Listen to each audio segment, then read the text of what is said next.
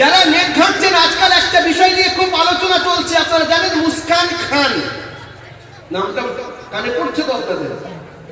কয়েকদিন আগে, কিছুদিন আগে আমাদের একটা বোন, সে তার মাথায় স্কার্ট পরে বরকা পরে কলেজে যাচ্ছে।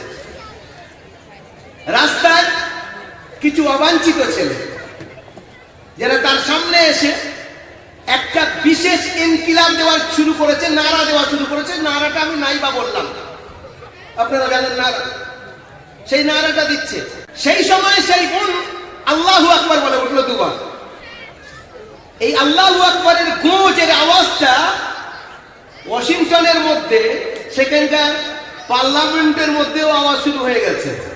তারা এই নিয়ে ইন্টারফেয়ার করেছে, তারা বক্তব্য দিয়েছে। এখন যেটা বলতে চাচ্ছি, এটা কোনো ইস্যু ছিল না। এই যে মাথায় কাপড় দিয়ে, আপনারা জানেন ভারতবর্ষের মধ্যে যিনি রাষ্ট্রপতি, একটাই মহিলা রাষ্ট্রপতি হয়েছিলেন, প্রতিভা পাটেল।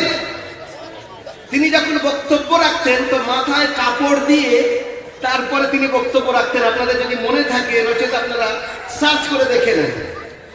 ভারতের রাষ্ট্রপতি, ভারতের এটা পরম্পরা, ইন্ডিয়ার পরম্পরা, যেখানকার হিন্দু মহিলারাও পর্যন্ত, এখানকার খ্রিস্টানরাও পর্যন্ত তারা মাথায় কাপড় দিয়ে তারা শালীনতার সঙ্গে মানুষের সঙ্গে কথা বলে। তার সবচেয়ে বড় প্রমাণ, এখানকার রাষ্ট্রপতি যিনি ছিলেন, তিনি যখন ভাষণ দিচ্ছেন, বক্তব্য রাখছেন, তো মাথায় কাপড় দিয়ে শাড়ি পরে সুন্দর করে শালীনতার সঙ্গে তিনি টিভি টেলিভিশনের সামনে আসছেন। কিন্তু একটা নন ইস্যুকে ইস্যু বানিয়ে দেওয়া হয়েছে, কোন ইস্যু না। এতদিন ধরে আবহমান কাল হতে ভারতবর্ষের মধ্যে যাদের ইচ্ছা তারা পর্দা করেছে। মুসলমানরা অধিকাংশই পর্দা করেছে, এখন বেড়ে গেছে। পর্দাটা ইসলামের জন্য জরুরি। হঠাৎ কথা এসে গেছে, একটা কথা আপনাদেরকে বলি। ফ্রান্সের রাজধানী প্যারিস, প্যারিসের মধ্যে আমাদের একটা বোন প্যারিসে এন্ট্রি করছে, প্যারিসে ঢুকছে। তো একটা অফিসার, যেহেতু ইনি যাচ্ছে ইন্ডিয়া থেকে, তো একটা অফিসার সে বলছে আপনার পাসপোর্টটাকে বার করেন, পাসপোর্টের সঙ্গে আর আপনার চেহারা থেকে খোলেন, দুটো মিলিয়ে দেখবো এই দুটোর ছবি একই কিনা, আপনার ছবি আর পাসপোর্টের ছবি ঠিক আছে কিনা, অর্থাৎ আপনি সেম না অন্য কেউ। আমাদের সে বোন বলছে I can't open my face in front of you because you are a man. Send towards me any woman, then I will try my level best to do so. আপনার সামনে আমি আমার চেহারা খুলবো না। আপনি কোন মেয়ে ছেলেকে পাঠান, তার সামনে আমার চেহারা খুলবো। এই নিয়ে যখন ঝামেলা বেঁধে গেছে, এই মহিলা খুলবে না, ও জোর করছে, উপর পর্যন্ত কথা চলে গেছে। উপরের অফিসার এসে বলছে ঠিক কথাই তো বলছে, কোন মহিলাকে পাঠিয়ে দাও, সে দেখুক। যখন তার এখানে এসে খুলতে চাচ্ছে না, চেহারা দেখাতে চাচ্ছে না, মহিলাকে পাঠালে অসুবিধা কি আছে? ভালো কথাই। দেখেন সমস্যা এইভাবে সমাধান হয়। স্কার্ফকে, হিজাবকে, বোরকাকে সমস্যা বানানো হচ্ছে, যেটা সমস্যা ছিল না। যেহেতু সমস্যা না বানালে তো আর অন্য কোনো রাস্তা নেই, মানুষ তো গলা ধরবে। করেছটা কি? আমি একটু ইঙ্গিত দিচ্ছি, আমি তাই নিয়ে কথা বলবো না, অনেক কথা অন্যদিকে যাবে। যারা বুঝছেন বুঝবেন। এখানে আমাদের এই বোনের সামনে যখন একটা মহিলাকে পাঠানো হলো, অফিসারকে আলাদা ঘরে নিয়ে গিয়ে, তা বলছে আপনার চেহারা খোলেন। চেহারা খুলেছে, মিলিয়ে দেখছে, বলে একই ঠিকই তো, আপনি ওখানে খুললেন না, আপনার তো দেখতে খুব সুশ্রী, আপনি তো খুব সুন্দরী, তাহলে আপনি ওখানে চেহারা কেন করলেন না? আরে এইভাবে নিজেদেরকে এইরকম ঢেকে রাখেন কেন? সুন্দর হয়ে এত সুন্দর দেখতে যাবেন, দুনিয়া আপনাকে দেখবে। তখন আমাদের এই বোন চিন্তা করবেন, মুসলমান, আমাদের এই বোন সঙ্গে সঙ্গে পাওয়ার হাউসের সঙ্গে সম্পর্ক করেছে। পাওয়ার হাউস বুঝি আমরা, মনে মনে আল্লাহর সঙ্গে সম্পর্ক ঠিক করা। বলছে আল্লাহ, it's a golden opportunity for me to spread your message which brought my prophet towards this world. এই আল্লাহ, একটা সুযোগ আছে, আমি যেন আমার এই খ্রিস্টান বোনকে বোঝাতে পারি ইসলাম পর্দার কথা কেন বলেছে, আমাকে সেই ব্যবস্থাটা করে দাও।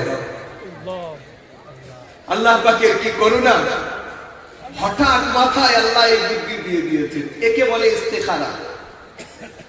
ইস্তেখারা কারে বলে? ইস্তেখারা মানে আল্লাহর কাছে চাওয়া। আপনি হাত তুলে চাইলেও হবে, আর মনের সম্পর্কটা ঠিক রাখা আল্লাহর সঙ্গে। আপনি কোনো বিপদে পড়েছেন, আল্লাহ ব্যবস্থা করে দেন, এর নাম ইস্তেখারা।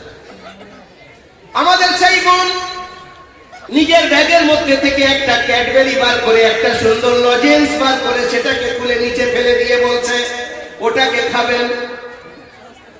কাকে বলছে? অফিসারকে বলছে। একটা লজেন্স, দামি লজেন্স নিজের ব্যাগ থেকে বার করে নিচে ফেলে দিয়েছে খুলে, বলছে ওটা নেবেন।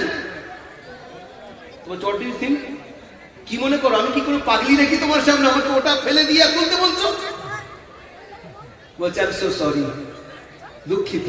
এইবারে ব্যাগ থেকে ভালো জিনিস, ভালো সুন্দর পরিষ্কার একবারে প্যাক একটা লজেন্স বার করে বলছেন হ্যাঁ প্লিজ, কিছু মনে করবে না, এইটা নেন। তখন সেই মহিলা বলছে oh so sweet of you, কত ভালো মেয়ে গো তুমি, আগে ভুল করছিলে। বলছে have you found my answer, আপনি আমার উত্তর পেয়েছেন?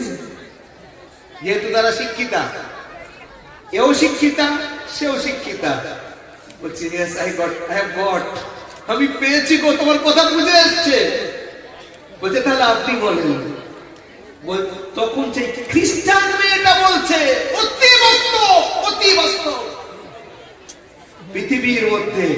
পৃথিবীর মধ্যে একটা মহিলার সম্মান ইসলাম যেটা দিয়েছে পৃথিবীর অন্য কোন ধর্ম দিতে পারেনি। প্রমাণ কি? ইসলাম কি দিয়েছে মহিলার সম্মান? ইসলাম কেমন ভাবে মহিলাকে সম্মান দিয়েছে? মুহাম্মদ রাসূলুল্লাহ সাল্লাল্লাহু আলাইহি ওয়াসাল্লামের হাদিসটা তুলে দেখেন, আদ-দুনিয়া কুল্লুহা মাতা ওয়া খায়রু মাতা'id দুনিয়া আল-মারআতুস সালিহা। পুরো পৃথিবীতে আল্লাহর হাজারো লাখো নিয়ামত আছে, যে নিয়ামতের দিয়ে আমরা উপকৃত হই তার মধ্যে সবচেয়ে উৎকৃষ্ট নিয়ামত হলো আল্লাহ পাকের সবচেয়ে যে নেক বান্দি হবে সেই হলো সবচেয়ে উত্তম এবং উন্নত মানের নিয়ামত। আর সেটাকে আমরা সোনা দানাকে হেফাজত করি বিভিন্ন জিনিসের মধ্যে রেখে। আল্লাহ সুবহানাহু ওয়া তাআলা মহিলাদেরকে পর্দা করতে বলেছেন, তার নবীর দ্বারাও বলিয়েছেন, কারণ সোনা দানা মণিমুক্তার থেকেও দামি হলো মহিলারা, কারণ তারা নবীদের মা হয়েছিলেন, তারা ওলিদের মা হবেন, তারা সাহাবীদের মা হয়েছেন, তাদের কোল থেকে আল্লাহর ওলিরা পৃথিবীতে এসেছে, আসতে থাকবে, যারা বিশ্বের মধ্যে আলোড়ন সৃষ্টি করবে। এই রকম দামি জিনিসকে এখানে সেখানে বাজারের মধ্যে উল্টো পাল্টা ভাবে চলার জন্য না, এরা তো সুন্দর ভাবে থাকবে, পৃথিবী তাদের জন্য কাজ করবে। একটা মহিলা যখন সে জন্ম নেয় তার জন্য সমস্ত দায়িত্ব তার বাপের উপরে, যতদিন না তার বিয়ে হচ্ছে। যখন বিয়ে হয়ে গেল তখন তার স্বামীর উপরে, স্বামী যদি আল্লাহ না করেন মারা যান, সন্তানের উপরে।